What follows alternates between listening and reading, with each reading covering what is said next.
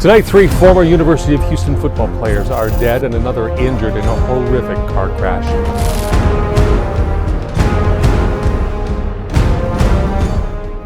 Today I have a much different video to talk about than normal. Normally I have the date of the incident I'm covering in a prominent location in the video, and I'll continue the tradition in this one, November 11th, 2023. Think about that date for a moment. In case you haven't picked it up, this isn't a disaster that was hidden in the annals of time. This happened 5 days ago. On the very same day, halfway across the world, the Cricket World Cup was taking place. It seems that out of Houston, Texas, this incident didn't affect anyone. But just because this may not be as big as a big hurricane or as interesting as a submarine sinking, doesn't mean the 6 lives lost mean any less. This is the story of the recent Houston deadly crash. How did it happen? 2 a.m. in the dead of night. A speeding car ran a red light. A mistake, that's what sums up this whole disaster. The speeding car in question was a black Chrysler 300. According to the department assistant chief, Megan Howard, the car sped through a red light at a high velocity and collided with a black Acura SUV. An important point to note is that the SUV had the right-of-way at the intersection. This disaster would end up completely changing the lives of over 7 people directly, as well as their families and loved ones. 5 men and 1 woman died on the scene, while 1 person managed to survive. 4 people were pronounced dead at the scene. The driver of the Chrysler, 2 people of the SUV, and a pedestrian caught in the accident. Another 2 people had life-threatening injuries and succumbed to them soon after reaching the hospital. Another 2 people, a woman with life-threatening injuries and a man, were also taken to a hospital for medical care. The driver of the Chrysler, that is to say, the driver at fault, died on the scene. The identities of the 3 people were released early on. The rest were released the following week. The driver of the Chrysler was identified as Christian Herrera. A memorial at the crash site displays photos of him, and his social media accounts indicate a background in the oil and gas industry. The SUV was driven by Lauren Robinson, a woman of faith who grew up in the Missouri City Baptist Church. Pastor Dennis Young would recount about Lauren as a quiet young lady who was always positive. The homeless person who was killed was a man by then name of Frank Robinson. He and his friend were just at the wrong place at the wrong time, and Robinson met his end there. His friend would later talk about the incident to Eyewitness News. He said, literally, it sounded like 2 trains crashing together. I can still hear the sound in my head. It's nerve-wracking. I was right next to him. I just had something in my gut telling me to get up, and I got up, but it could have been me. And of course, how can we forget the people who caused this case to be famous enough to gain this much coverage? The footballers. 3 of the victims were identified as former University of Houston football players: DJ Hayden, Zach McMillian, and Ralph Aragwu. People who knew the 3 said that they remained close after graduating from the University of Houston and often hung out together. They all grew up in Fort Bend County, where other communities are mourning the tragedy. Hayden was a product of Elkins High School in Missouri City.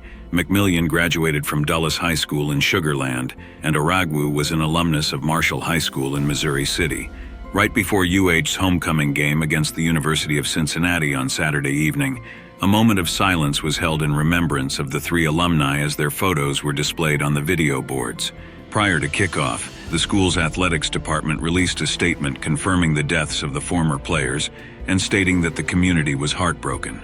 We extended our deepest condolences to their families, friends, and loved ones as we collectively mourn the loss of 3 individuals who made an indelible impact on each life they touched, the department said in part of the statement. Hayden survived a tear in his heart during a UH practice back in 2012 and went on to be selected by the then Oakland Raiders as the 12th overall pick of the 2013 NFL Draft.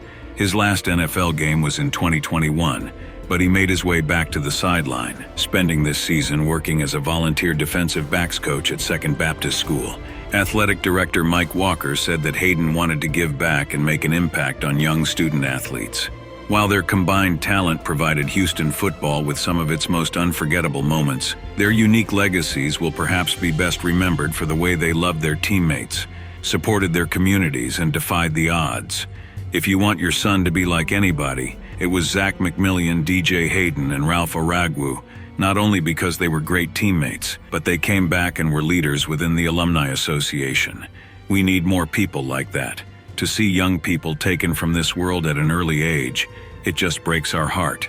These were the words said by Ted Pardee, the University of Houston football color analyst. Overall, it just remains a heartbreaking tragedy for everyone. What happens next? One of the things that was considered here were alternative theories to what caused the crash. One of the more popular lines of thought was proposed by the friends of the homeless man who died. They believed that it was an issue in the traffic lights.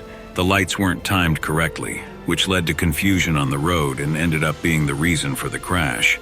However, the news outlet ABC 13 reached out to Public Works, and a spokesperson responded with the following statement. Houston Public Works maintains more than 16,000 lane miles of streets. That's the distance from Houston to Tokyo and back. Our transportation operations team manages 3,000 signalized intersections that include 10 individual signals per intersection. Our team investigated the current signal timing on Fannin and Pierce and did not find any issues with the timing, progression, or visibility of the lights. Records indicate that no one has called 311 with requests for service or maintenance at this location. Houston Public Works encourages the community to let us know if there are issues with signal timing or flashing red lights by calling 311. There is also no official police communication on whether the timing of the traffic lights was a factor in this crash. With the denial from Houston Public Works and not credible proof, this theory just remains speculation. But this is not where this whole case ends. It can't end here. But for the 6 people who were the victims of this brutal crash, everything did end. Christian Herrera, Lauren Robinson, DJ Hayden, Zach McMillian, Ralph Oragwu, and Frank Robinson. The names of these 6 people seem etched in the memory of the residents of Houston. Although their life may have ended, our respect for them does not need to end with it. Their achievements, their beautiful nature, their ambitions will remain in our minds and our hearts for a long time to come. This may not be the huge disaster that most people would expect from a channel like mine, but I would say that each life lost is a tragedy in itself. With that, I leave you. If you found value in this video, then I hope you would consider dropping a like.